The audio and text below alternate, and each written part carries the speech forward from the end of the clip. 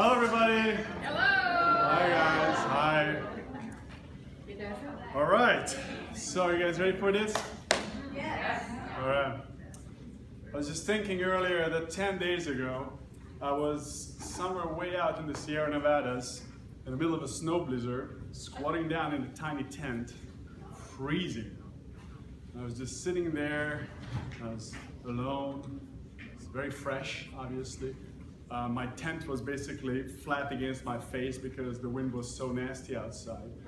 But so squatting there, just thinking about life. And then now, like a week and a half later, I'm here talking to you guys. And it's exciting. Both of them are exciting. Both of these things. Both of these are experiences. And this is all about experience. At least for me, and hopefully by the end of this one, maybe you guys are gonna see what I'm trying to tell you about. I'm going to start with an actual quote, a real quote from someone. What does my company's culture mean to me?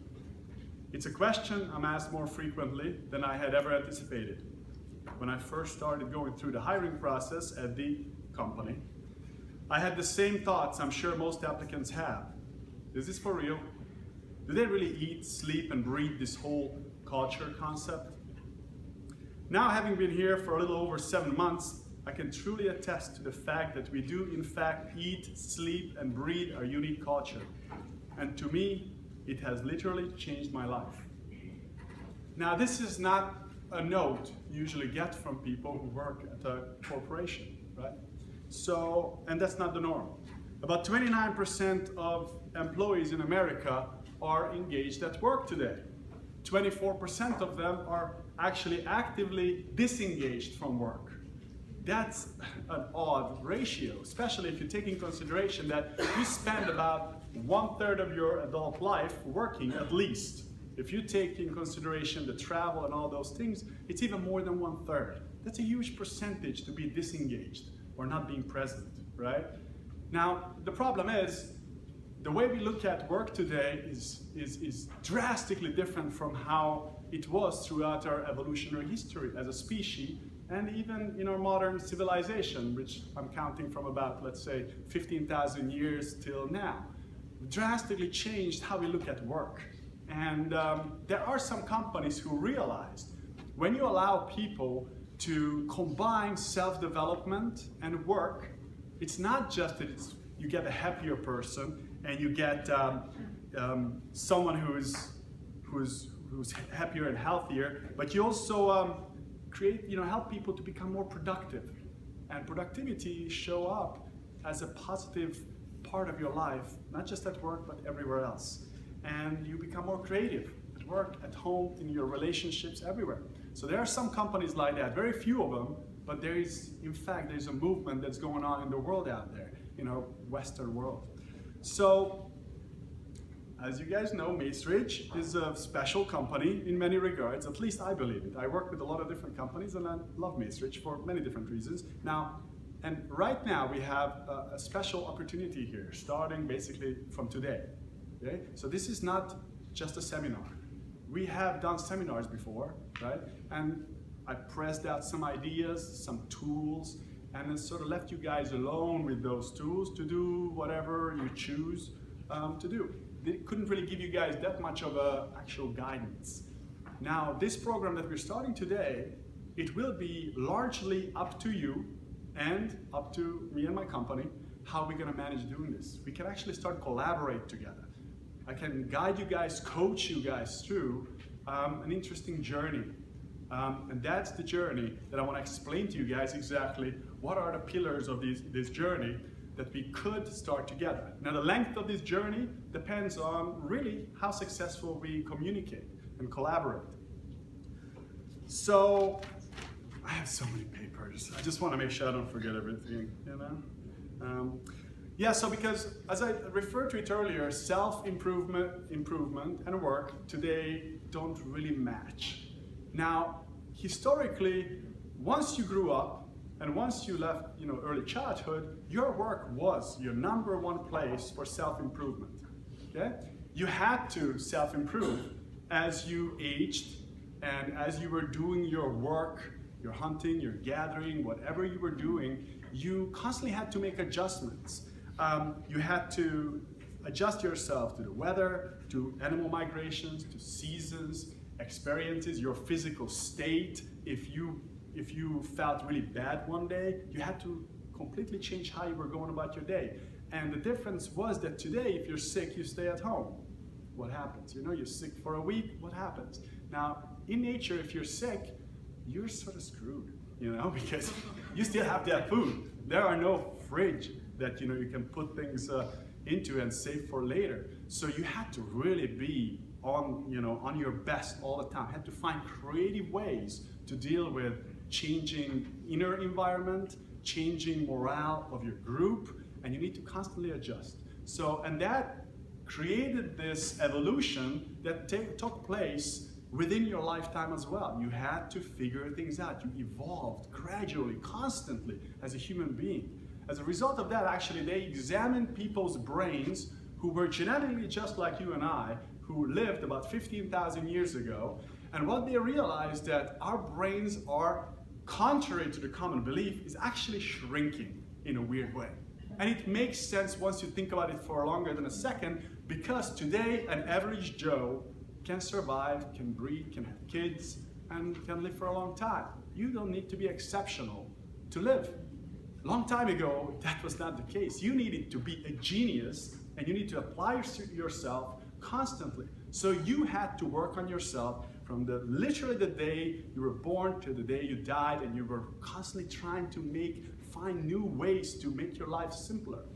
So that's why when scientists examined aboriginals, that happened in the middle of the 1900s, because at that point, middle of the 1900s, the world, our society, even in the Western world, was quite different. You know, we used to think, Caucasians, Europeans, that we were just better than everyone else. You know, and there was everyone sort of believed that. There was a few people who sort of didn't buy into that idea, but that's what everyone really thought. So scientists started to examine how we can prove that scientifically, you know? So what they did, they examined a whole bunch of different groups of people, and they compared their IQ and all different ways, you know, match each other against each other, and what they realized was exactly the opposite. Now, there was not big differences, okay? So don't misunderstand. So it's not like you can separate one group or not. But what they found, interestingly, that aboriginals from Australia were clearly somewhat better off when it came to brain structure and health than everyone else. The reason for that, because there were many groups in Australia that were only reached by the modern world, you know, about 150 years ago, 100 years ago. There were even tribes, you know, till the 60s, we haven't had contact with them. So they had an extra 30,000 years of natural selection full on going for them. So you couldn't just be average. You needed to be fantastic, okay? Now, the interesting thing is, when a baby is born today, every single possibility and opportunity is in them. Our DNA is superb. How much of that we access, now that's up to us. As I talked to you guys before during those seminars, that nature or nurture idea, right?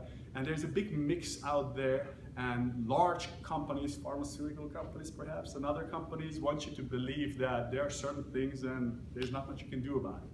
Well, there are some possibilities for you in your life based on your DNA, but the way how those genes express themselves, that depends on how you live your life.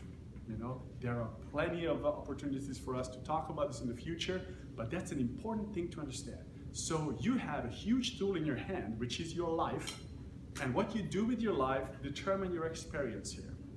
So, and that's important to realize, because till this point in your life, you lived comparison to an ideal, you know, to ideal circumstances, you lived a less than ideal life since you were born into a Western culture, okay? And it is what it is, no big deal. So you can improve a lot. We all can improve a lot, you know? And that's, for me, it's always exciting. A lot of people, when I start to expose them to ideas, you know, that what you could do and the possibilities and what we used to do, and if nature and no stress and all that stuff, you know, people always get first boggled down and, oh my God, there's no chance, I'm lost, you know, how the heck am I gonna put it all together?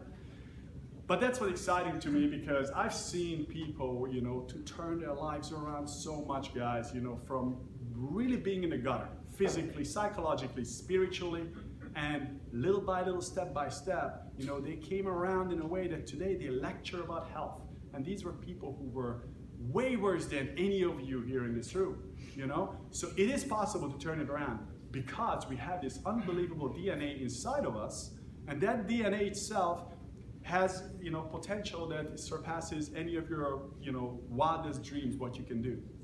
Now, so about our program, how we structure this program for Macerich, what we are trying to put in place. And this is a system that has to stay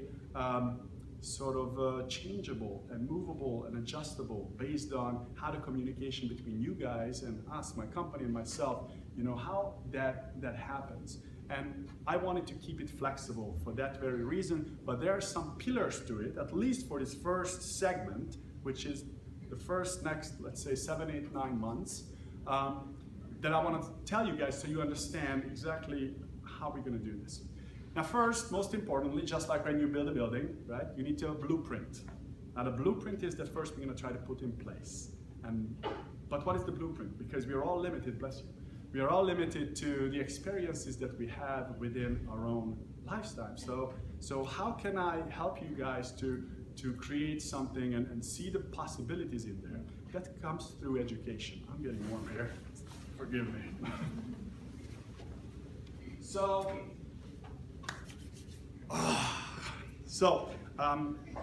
The blueprint. So the blueprint is what we need to sort of define. So there's a system I've been working with for a long time. And this system you can call many different ways. I like to refer to it as a campfire system, okay? Our species, the only way, as far as I can tell, differentiate from other species around here, we have a slight bit more chance to look back into the past, into the future, and reflect on our own actions in the present, okay? So that's great. Animals can also do that, but we're doing it on a higher scale. We can really look back in the past, analyze what happened, look into the future, define ideas. Now, that's great, but it comes with a heck of a confusion. There's a lot of possibilities to get confused because you have so much more information to deal with than only the present. Okay? This is over top of our instincts, which in our modern world, we sort of disengaged from most of our instincts because we can't really act upon our instincts. A car drives by you, 50 miles per hour, you can't run away to the other side of the city, which most animals would do, You have to sort of stay there and go to work. So you have to tune down your instincts. The flip side of that we disengaged ourselves, so a lot of the wisdom, natural wisdom that's coming from inside, we don't really listen to, and we can't listen to, but we can teach ourselves to sort of listen more. But So basically, where was I going? Oh yeah, that's right, the blueprint. The blueprint, it's very important, the blueprint, because when I tell people, set up your ideal, what would be the most perfect setup for you in your life? People started thinking immediately, limitations kick in, which is coming from their past experiences in life, So the blueprint will be pushed through this campfire experience. The reason I call it the campfire experience, because every single night in a tribe, we sat down at night with all the people who we spent the day together with, and we started to converse about things. Because this looking back in the past and future and present is so confusing, we get so much more information than any other species, we always needed to put that in perspective in our brain. We needed to figure out where we belong in all this. If you didn't constantly hone and moan in your head and put things together, it becomes a huge confusion. So when I start to work with people, usually I try to help them first to create some sort of system in their head. Now, what is the system, right? You asked the question. Is there a system that's good for everyone? No, there is no such thing. There are no such things. The only thing is true, what is true to you. You need to figure out what is true to you. So my job is to guide you to figure out that system that makes sense to you. It doesn't matter if it's true or not. Frankly, no one really knows what's true or not. If you look back 100 years ago, Every single thing that scientists thought, almost, we know mostly it was wrong completely.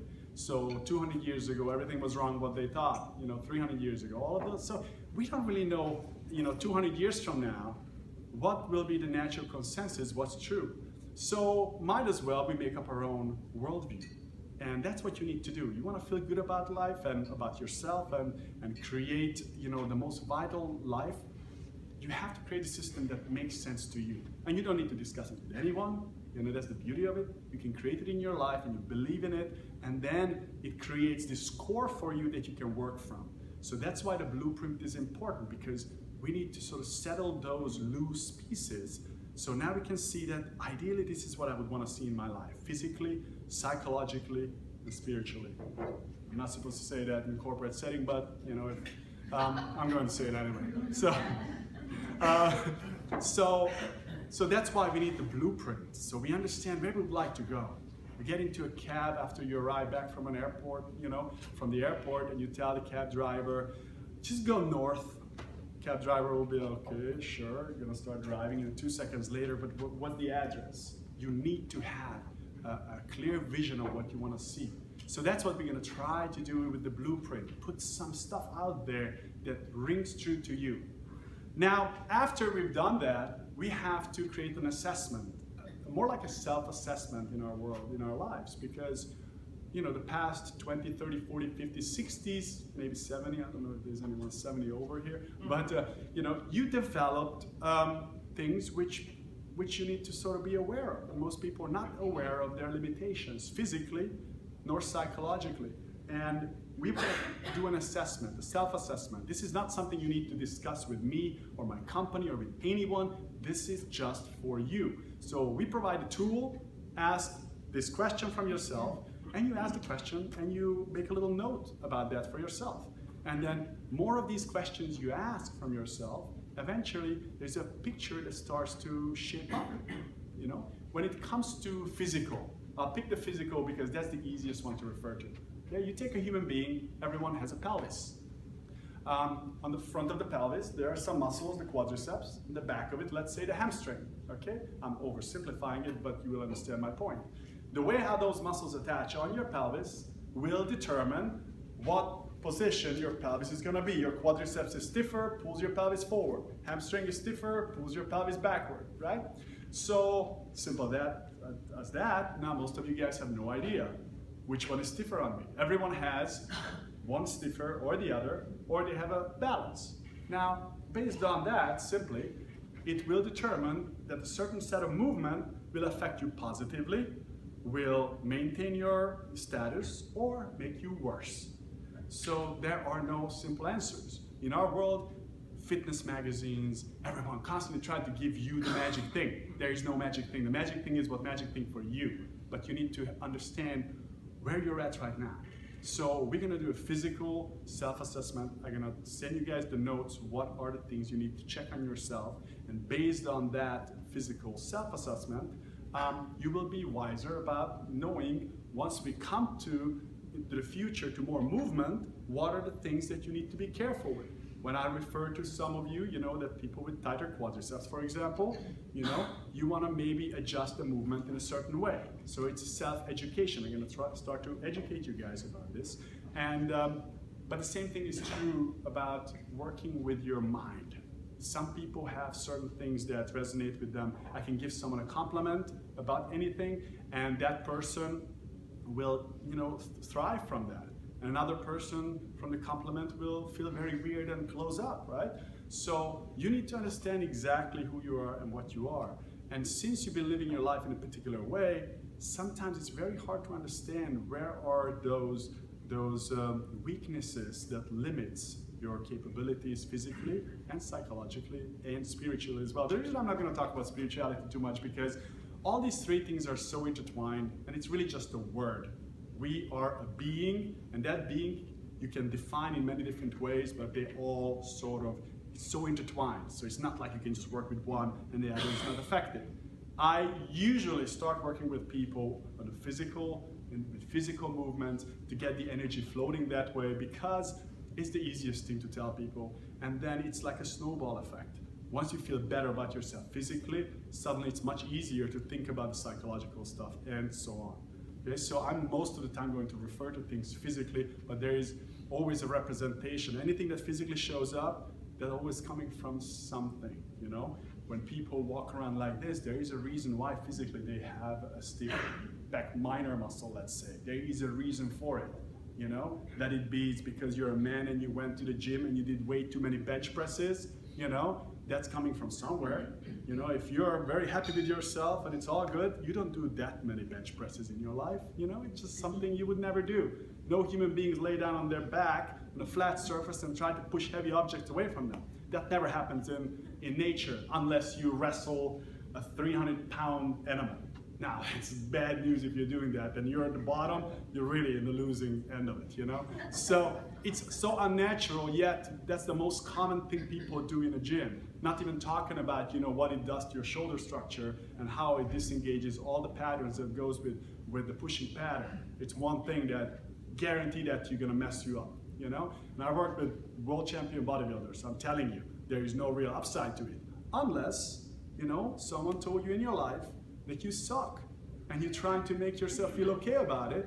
You know, I'm obviously making, you know, a very trivial version of it, but really that's how it works, you know? So physical, that's where it is. Or a young girl who's born, you know, with larger, you know, chest than others, and they feel insecure because their social and biological age so twisted today that by age of 14, 15, biologically you're fully really developed, and you know, socially, you have absolutely no real say in your life. So because of that twist, people don't know how to deal with that. So a lot of girls become like this because they're shy about it, you know? So all of this psychological thing shows up physically. And it shows up much more than this. I'm just really going with the most basic stuff. So the reason I'm explaining this to you, because really the physical and all of those other things have this wonderful intertwined relationship. And once you work on yourself physically, it affects everything else, vice versa, by the way. So that's why we need to have this assessment. We need to know about, you know, how much your body, your being is able to recover and how effectively it can recover from the day-to-day basis, right? Because I always say, aging is optional, and people are like, oh yeah, right, yeah, optional, sure. Well, no, it really is optional. You know, you don't need to age. The only reason we think it's a norm because we don't treat our systems in any shape or form the way how it was designed to treat it. So if you look at an antelope in the wild, you know, can they operate in the wild less than perfect? Not so much, because they only just a tiny bit, you know, the predators and the prey, they have this wonderful relationship that one of them is just a little bit faster than the other. The other one is just a little bit more agile than the other, you know? So if you go below that really close imbalance, just even 4, 5, 6, 10%, you're gonna be food. That's the day you'll be dinner, you know? Now, obviously we don't have this kind of pressure in our lives. The upside of it, that you can go to the grocery store without having to worry that the tiger jumps out and eats you, right? That's the upside. The downside of it is that on the long run, we age. We sort of shrink, we become weak, we become, you know, lack of energy, you know, and that's the downside. Now, it doesn't have to be that way. And if you really constantly work on yourself, aging can be reversed. The human body has this amazing capability of recovering itself from all kinds of negative treatment, even if you smoke, okay? Let's say you smoked for 30 years, you know, and you decide one day you quit for whatever reason. Now within a year, the 98%, I don't remember exactly what, but very close to 100% of the negative effects of smoking will disappear from your system. Your body can rebuild itself amazingly, you know? People who have severe brain injuries and part of their brain is destroyed, there are many cases that your brain can figure it out how to get that job done, the compartment which was destroyed, how to sort of wire around it, you know? There are miraculous stories like that, plenty of them out there. So feel the passion about the possibilities that's out there, because as long as you're able to walk through that door today, that means you can really accomplish a lot if you put tiny bit of efforts towards it. Okay, so the assessment and the nutritional side, that's also important to sort of be aware that there is no one right way of eating. There is not such thing. It doesn't matter who tells you what, you know. All I need to do is just bring you a Bantu African and an Inuit from Canada, and you compare the way how they need to eat ideally, and it's drastically different, you know. And if you reverse the diet, they both get a heart attack and they die within 2 years, you know. So what, is that unhealthy? No, it's just right for them. So you need to learn what is your metabolic type is. And just because you're a Caucasian or just because you're an African American, that doesn't mean your digestive system is like that, because we had so many, you know, mix up in our common history that you don't know. One of my clients, that's an interesting story.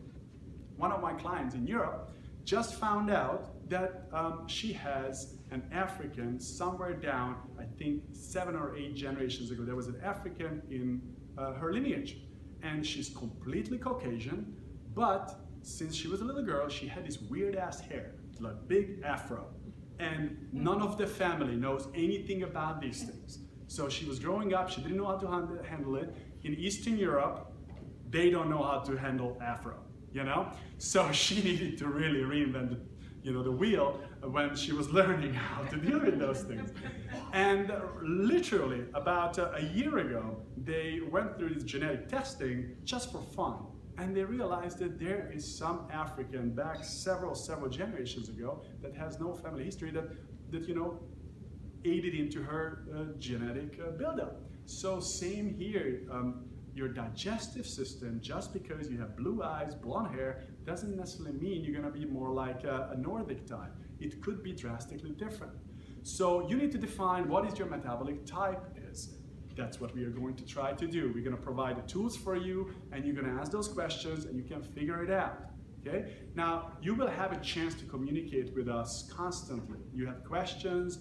We will try to answer everything in a timely manner. You will have an email address, modernagewarriors@gmail.com, that you guys can write questions, and we're going to be able to answer you. So we're going to guide you through this process, and your job is to just do the best you can. And if you're interested, why not, right? Everyone can afford a few minutes a day to work on your own self. You know, if you want to motivate yourself further, you're not just doing it for yourself. You do this, and you share it with your family, eventually they're going to be like, I'm curious how I am, you know? What is my metabolic type? You know, also your kids can benefit greatly from this. You know, if you know your metabolic type, chances are your kid is going to be a version of you as well. So you're not just working for yourself, but your family, your loved ones. At the same time, you can start to talk about these things to other people at work. You know, obviously you guys come here to work, but at the same time, you know, let's face it, you guys spend a lot of time together, and you can encourage each other talking about this, because it's interesting. It is an interesting thing, you know, what type you are. Sometimes you realize that someone who you thought was very different from you has the same metabolic type, and you guys can say, hey, did you know that this metabolic type can eat this and you can get away with it? You know, so this is exciting. It really is exciting if you start to treat yourself as a tribe. Now, when I talk about tribes, and I talk a lot about tribes, the confusion is that tribes, under natural circumstances, you're born into a tribe, you spend your life in that tribe, you work with that tribe, you sit around the campfire, you know, with that tribe. Now, today it's a bit different. You're born into a tribe, then you mix with some other tribes, and then you go to work with completely different people from different tribes. So you need to artificially create your own tribe, and that can be different than how we historically speaking talking about tribes, but again, whatever makes sense to you will ring well with you, and then you can, you know, aid your life through that experience. So creating that artificial tribe will aid you a lot, because we're going to try to mimic natural environment in our modern world, and that's what you need to do if you want to bring the maximum out of your life in a sense of vitality, happiness, well-being, health, productivity, creativity, and all of those things. So physical movement. Now, physical movement I'm going to wait a tiny bit with, so I want to make sure we have the blueprint. We have some sort of awareness of our assessment, you know, a self-assessment. So you start to become aware who you are, what you are, and then we're going to bring in movement. we're gonna be able to do movement together, you know, and the amount of times we're gonna do this movement together, at the beginning it's gonna be a little bit here and there, but then who knows, in the future we might increase the amount we can spend time together in this regard. It will depend on the success of our communication and this whole program itself. So movement is interesting, as I referred to it before. That's an easiest way to get energy moving, you know, in your life. So that's why I put such a huge emphasis on it. Happiness itself, I mean, I always talk about this. Happiness is not just, you know, this wild American idea that everyone's right to happiness. We all think about it, but we take it for granted. Human beings wired to be happy. That's how you're wired. That's normal. If you're not happy, if you're not feeling, you know, that in the morning you wake up and you don't feel like joking around, that means things are far away from ideal for you. Happiness is a given right to every single species, you know. Just like if you look at a wolf pack, there are variations of well-being, but they're all of them gonna be pretty enthusiastic about life. You can't really say that about human beings today, at least not everywhere. So that's why it's important. Happiness is a great tool for us, examining happiness, great tool for us to have like a mirror put up front of us and say, okay, how's that looking? You know? So we want to make sure we put that happiness mirror in front of us so we understand where we're going. Because on the level of society today, especially the Western world, is going downhill when it comes to overall happiness. You know, even as short of a time as the last 25 years, the average happiness quota in America specifically went down big time, okay? Interestingly enough, in the rural parts of the world, that's not the case, okay? So it didn't change. It didn't go up. I'm not saying they're going up, but it didn't change. It didn't go down. So it's very odd, you know? So something is going on, and it's ain't going to the direction that I wish to see. So together we have the opportunity to change that direction, and it's amazing what a change you can bring in that regards. So that's why happiness is so important. It's really not just a Hollywood idea that everything needs to finish with happy ending. In my book, yes, that's a must. You know, that's a must. So then we're gonna spend more time, as I said, about the movement. And then we actually created a system for you guys. The exact parameters of that system is still in the works. Now I'm talking about, this is in a few months from now, it's going to come into place. This is a platform of a sort. Now this platform will give you the opportunity to check in with yourself every morning, make a couple of notes, and based on some questions that will be presented to you, and based on your answers that day, we will give you a set of tasks that you can attempt to get done based on what's coming from you. And on the daily basis, and I'm talking ideally 365, you're gonna be able to do this, okay? Because when you make a change, just a 1% change every day, it adds up tremendously. As you guys, you know, probably well aware of, drastic changes don't stick. Gradual little implementation has the chance to change your lifestyle, the way you look at things tremendously. So that's why I wanted to put something in place that will give you this chance of constantly communicating with you guys back and forth and giving you these sort of tasks. So I work with these kind of tasks for 20-something years. Okay? So, and this is the really most realistic way to make big changes for people. And it's not just for an average Joe, but also for world-class athletes. You know, 1 or 2, 3 amazing workouts a week will do diddly squat in the long run. It will do no difference for you, I'm sorry. It increases your chance of injuring yourself, yeah, that's pretty much it. That's not what makes the difference. The difference is it's gonna make how you treat your life, how much you move on a daily basis, how you go about your life psychologically, how much you're aware of where you are, your actions, and aware of really how much input you have into your life. So that needs to be examined on a daily basis. So this platform itself will give you that opportunity on the physical realm. But at the same time, we put another system in place, which we're going to start using much sooner than a few months from now, which is basically, I call those e-tasks. So these e-tasks are basically the modern representation of a campfire. I start a conversation with you guys, all of you. I'm gonna send out this e-task, you look at it, you can read it, and while you're reading it, certain things are gonna take place in your mind.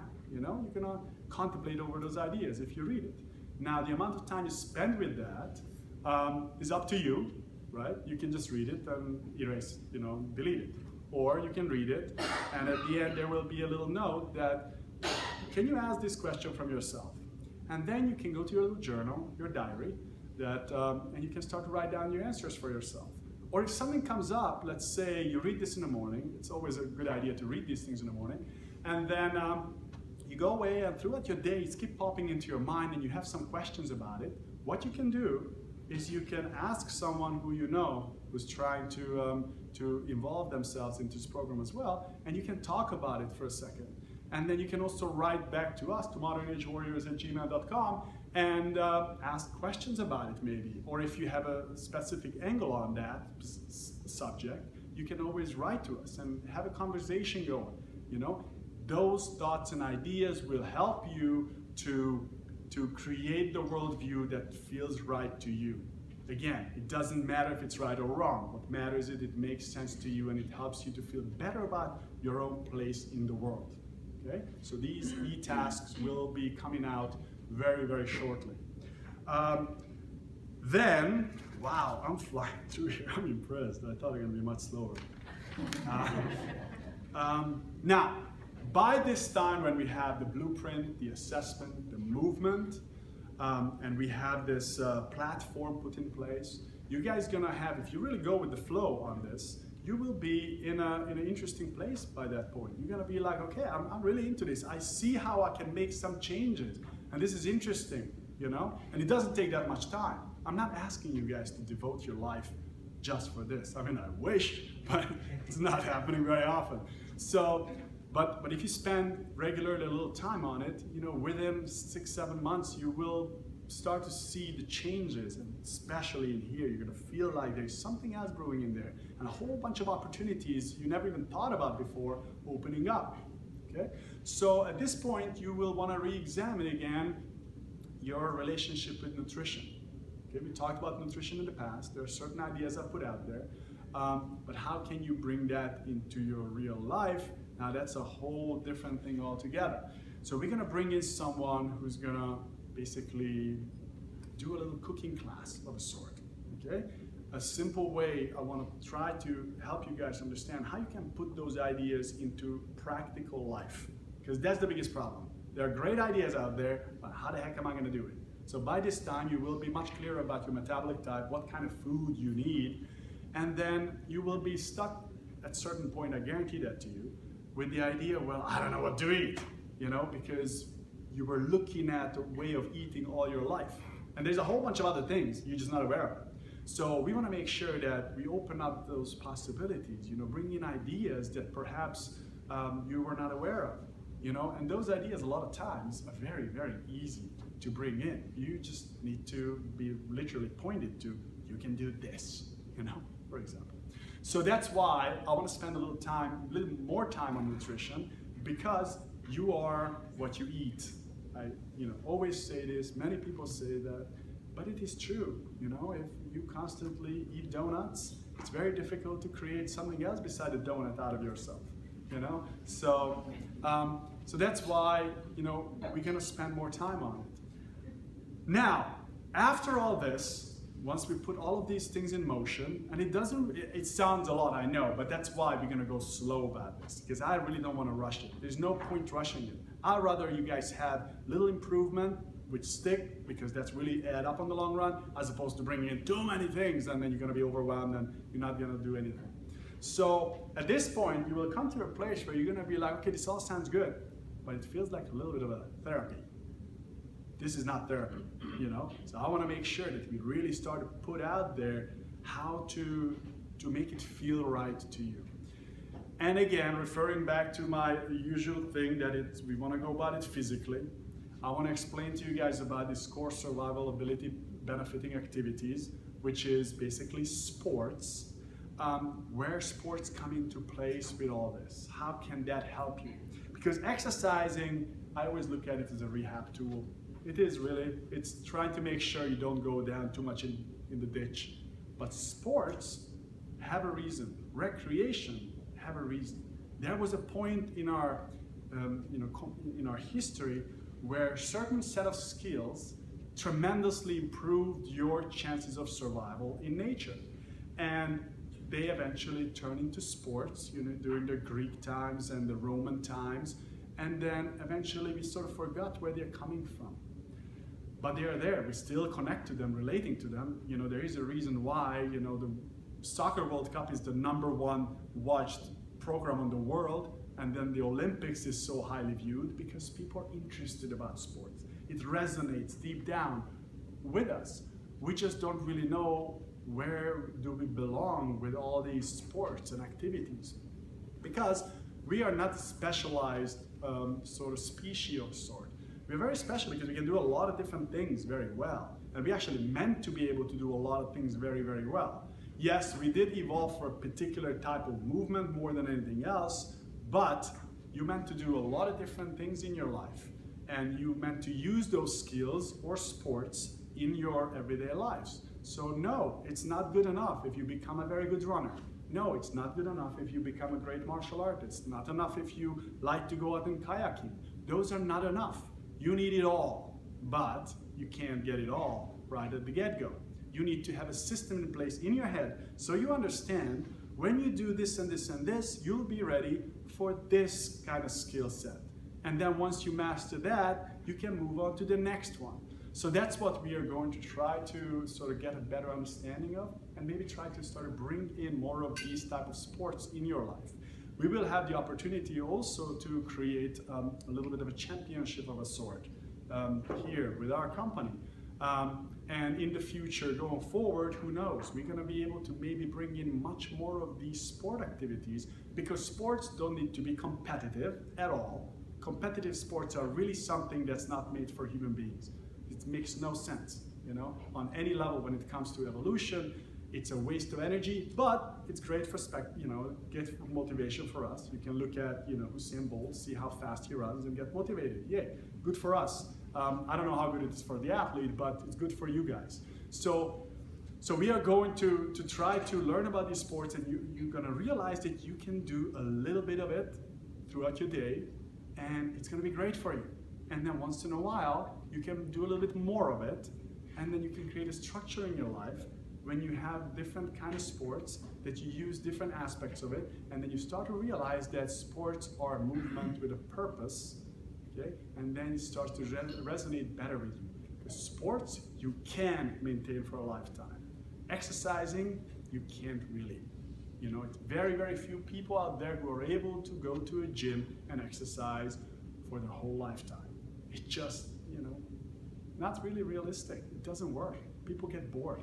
You can only so many times you can sit down on that machine, pick up that dumbbell, look at it, and move it away from you and closer to you, And this is coming from someone who spent a lot of time in the gym, And I worked with a lot of athletes who spent a lot of time in the gym. But it's not sustainable, When I work with people and when they go into their 50s, 60s, 70s, 80s, 90s, try to get them to a gym. Good luck.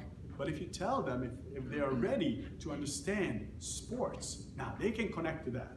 They really can connect to that. And interestingly enough, when you look at the Master Olympics, look at all the athletes and the winners and the competitors. Interestingly enough, the average age when they started to do the given sport that they are competing in is 62. They did never do the sports till they were 62. The earliest is age 46, and then anytime after that. So it's not like, these are people who were like all their life, they were going did the Olympics, and then they got told, and now they're in the Master Olympics. That's what everyone thinks. Not at all, not one bit. The people who went into the Olympics, by age of 70, they're dealing with all their joint issues because they overused one aspect of their lives, and they're burned out psychologically for a long time. So, no, the people who had a balance in their lives, and then by the time they came to the later part of their lives, physically they were well together, mentally they were well together, and they realized that, sports helps me move and have fun with it, And those are the people who eventually show up at the Master Olympics because they're like, wow, I can run down people. You know, most of the people who I work with who are in their 60s and do triathlons, it's not about finishing the triathlon and competing in the triathlon. What they love doing is passing people who are younger than them. That is really number one thing. That's what they love because it feels good, right? So I also do that, you know. When I pass someone running who's much younger than I am, it feels just so good. I go with people on all these different excursions, and I take people on these adventure trips, helping them to sort of have a journey where they can discover a different aspect of their lives. And I took this guy who was a good 15 years younger than I was, and he was a very high-level lacrosse player. And we came to a wall, a rock wall, and the idea was I wanted him to really have a good chance to go up and climb up fast, and you know, and then do it over and over and over, and realizing how much better you become, right? And it was a new rock face for me as well. So I do climb. I don't climb that much, but I do climb randomly. So now he was a very, very good athlete. I'm talking seriously, you know, good guy. So we went up on this wall, and it took about, I don't remember exactly, but a double-digit minutes, so more than 10 minutes. And then we came down, and we were like, okay, let's do it again. So went up again, and it, you know, was faster, came back down again. Now this is not like a path that was marked. We had the ropes and belaying and everything, but it was not a marked path. We picked the rock face and just did that. And then we did that for about 45 minutes, up and down, him and I. And it became a competitive thing, you know? He did it, and I did it, and then he tried to beat my time, and he beat my time, and then I was like, yeah, good luck, you know? I need to beat your time, just for fun. So you go back and forth, and by the end, it was 22 seconds what it took us to do, what took more than 10 minutes at the beginning. And I will never forget that he was like, I beat him, but it was not easy, you know? And then he was like 3 seconds, you know, slower than I was, so ridiculous. But he was like, yes, I beat you. And I'm like, in myself, I'm like, dude, you're more than 15 years younger than I. And I'm so happy that you even consider the idea that, you know, it's an achievement to beating me. But really, the idea of doing a sport activity and putting yourself into a place where you start to relate to all these different age categories, because there will be people who are doing it who are younger than you are, older than you are, and you realize that you belong to many different communities. You're going to be able to, you know, plug yourself into these different communities, and then also, as soon as you get to that place, your snowball now is big enough, but once you plug yourself into these different sport environments, the snowball just going to start to roll bigger and bigger. And I'm happy to help you guys and guide you in this process as well. So, now I already referred to diary and journaling. That's something that's very useful because people like to develop theories, and theories are the killer of improvement, you know? Because most of the time we have a very hard time to put things together because we're too busy. We have too much information coming at you, and you have too many variabilities, you know? So because of this, it's very hard to know when you wake up in the morning and your stomach feels like, you know, bloated out till here. It's really difficult to know why that happened. But if you sort of do a little bit of journaling and you make notes, which, you know, this was weird. I ate this food and I was like thinking about it, this doesn't taste that good to me, right? And then the next morning, let's say you're bloated. Then you make a note, I'm about to explode, right? Then, a few weeks later, you find yourself writing a note again. Oh, I ate this food again, it didn't feel right. You wake up next morning, you're bloated again. Now suddenly, ho ho ho, the two things sort of work together. And then you can start to really get to know yourself better and better. Now, this is not just physically, but psychologically as well. I woke up this morning, I brushed my teeth, I did my meditation, I exercised, I kissed my wife, you know, said goodbye to my kids, went to work, and I was happy. You write this down. Next morning, I woke up a little bit late. I didn't eat my breakfast, but whatever, I feel good. I said goodbye to the kids and the wife, but needed to run. Got to my first meeting and I sucked, right? Now this seems obvious, but people don't put things together. They really don't. They don't realize what you need to have in place for you to have an optimal experience. What is the optimal experience? The only way you find out that you create it yourself and you experiment. Journaling and diaries just do that for you. They will help you to understand more about your own life than anyone else. Okay, that's the best therapy. You writing yourself. This is not about sharing with me. You can, but this is not about that. The effect of journaling and diary, it's really a gift to your own self. Okay? And there will be a lot of questions that I will be asking you guys, and we will send you information about. And a lot of questions you will answer. And it is a wonderful experience when you can go back and you look at your answers, and you will be blown away if you step on this path together towards vitality and more happiness. Then when you look back, you're going to be like, oh my God, I can't believe I used to think this. Oh my God, I can't believe this used to be an obstacle for me. Okay? Journaling is a nice time capsule. You know, a lot of times people prefer journaling in a form of a poem. I know it sounds very artsy-fartsy, but I work with a lot of corporate people, and I tell you, they love writing poems. And the poem is not for anyone else. They never show it to anyone. But when they reread it, they know exactly how they felt in that given moment. So you just literally write 4 little lines, which is a shape of a tiny poem, that will reflect how you feel in that moment. So when you look back, you will be taken back to that moment. You will not be able to share that with anyone. Just like big poets, you read their poetry, you love it, but you don't have a clue what they felt when they wrote that. You know, people when they listen to Bohemian Rhapsody, right, that was written by Queen, they have no idea. Everyone loved this song. It's amazing. 70s, everyone was like, yay, yay, yay. No one realized it's about coming out. You know, most of the people who loved it would have never loved it if they know that's about coming out. You know, but when the person who wrote that listened to that song, they can go back to those moments, those difficulties, or those highs, right? So poetry is a great way of journaling. But again, we will come to that through the e-task. But I'm just trying to tell you that get a journal for yourself. You can do a digital format too. Some people like that. Just make sure everything is collected together in one place for you. The questions. Now, communication between you guys and us will be a major determining factor how successful this can be. And we are happy to be here for you and really create this conversation. Now, the reason we are using this outside email address as one way of communication, because it just feels freer, you know, that we are an outside company. I have nothing to do with any of the corporate companies who I work with, right? They hire us to come on board and just provide a certain set of experiences to people. So people feel more comfortable sharing things this way if they feel the need. Now, you don't need to share anything, keep that in mind. So it's not about that. But the possibility is there for you in case you want it.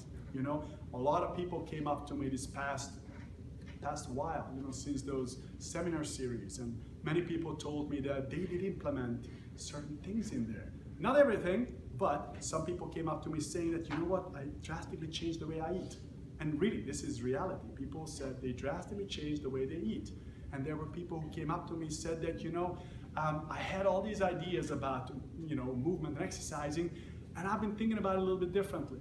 And so people do think about things differently, and they enjoy the interaction and the discussion about it. And I'm always very happy to share that journey with everyone, because, you know, I look at everyone I work with as a part of my tribe, extended tribe. You know, I need to fall in love with everyone, and luckily I love people. I really do love, you know, spending time with people, conversing with people. But when someone comes to me and they want to have a discussion about anything, I'm always very glad. You know, obviously there will be a limit to it, simply, you know, because there's a lot of people out there in the world. But I'm very thrilled, even just with a note. You have one question, and maybe I can just send you, or we can send you guys one simple sentence or a quote that will resonate with you, and it allows your brain to go to that next place, right? So communication will be big. And another thing will be huge. Now, you guys are here right now. Most of you guys, whenever I look around, I saw most of you guys here in the past. Now, there is more people who work with Macerich. So you guys need to become agents, secret agents. You need to talk to the people who are not here today. Not to participate, but to be willing to perhaps, just read those emails, perhaps just show up here and there, and ask questions about different aspects of the program, okay? Because the rollout will be slow. We're not gonna jump into it with 2 feet and go for it really hard. Little by little. So anyone can connect to this process at any given moment. Just because you're not there from the beginning, that doesn't mean that you can plug in, 3 months later. So I'm asking you guys to really be agents and talk to others and tell them about it. So, because bigger difference we can make, further distance we can go with it. And who knows, maybe that changing my life forever idea will become on the company level something that we can all sort of relate to. Now, I also want to tell you guys another quote from about the same company. I'm not going to name the company, by the way, but it's from the same company. The company is no utopia, though. That isn't the criticism. It's in fact and actually the reason for its success. It encourages improvement, a constant need for change, always striving to be better than it can be. And in that sense, it's better than any perfect place to work because we can make it not just what we would like it to be, but what it needs to be for us to call it home away from home. Now, this is someone who works at a large corporation, okay? Home away from home. Now, some of you might feel that way, but in case you're not, my goal is really create a possibility in the future where people can feel that way, And it's up to our communication and our success with this project, how far we can go with that.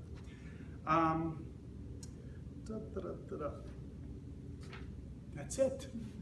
Now, thank you. What happened last year, I didn't really leave too much time for questions, and a lot of people were asking questions, so I wanted to open up a little time for questions. So please, Janine. Yeah. Well, this isn't really a question, it's just a clarification. He spoke about the email communication as it relates to his company, but the other half of that is that we want you to communicate with them through your own personal email addresses, because we recognize and we protect all of your individual privacy, and we don't want anyone to not participate. For those of you, for example, who have been with us when we had Gallup, and we had questionnaires and surveys that we did, we recognize that some people are concerned about their, and I can never say this word, anonymity, right, or the confidentiality of things. And so we want the majority, whoever wants to participate in this, we don't want that to be a roadblock. So we want you to communicate with them through your personal email so that there's no concern whatsoever from any of you that, oh my gosh, the question that I'm asking,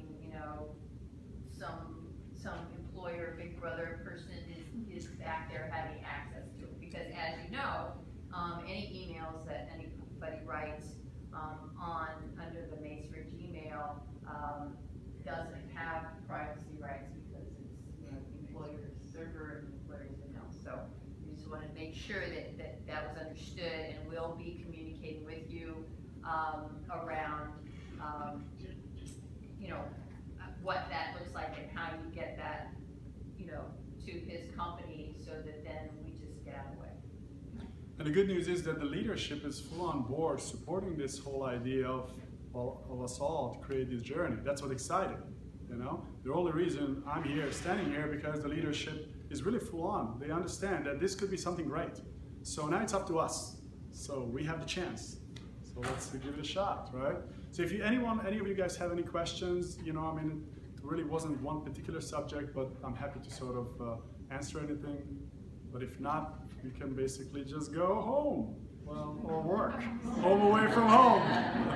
So yes. You're going to send out e-tasks. You're going to send us things that you're going to send those to our work emails, or do they go to? Well, that's basically the no. What we need is, you know, Janine and gonna set up a system how we can get all of your personal email addresses, the one who wants to partake in this, and then we can start to push those out to you. Okay. So please, during this week, try to make sure that you let Janine know and Aaron to which personal email address of yours you would want to use, so they can pass it on to us. And then from then on, just work on everyone else so they are aware, because you know the e-task will only go to these personal email addresses. So, okay? And the other thing is if some people, and again, you know, I'm not trying to be an obstructionist in any way for the end goal here, but I also know,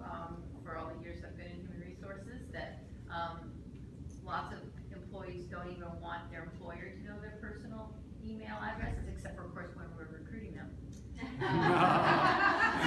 Which is a very specific email. Yes, and it could be, you know, that people have different emails, multiple, I get that. So if for some reason you're in that category of person that doesn't want us to know what your personal email is, then we'll do a workaround and have it be, you know, directed to them directly. So, you know, the whole point of this is we want to do everything we can to facilitate and encourage your free participation, you know, without worrying about, you know, us being involved. So modernagewarriors@gmail.com, or you know, through Janine, you can always get any of our email addresses or contact information. Okay? Thank you so much, guys, for showing up. Appreciate it. Thank you.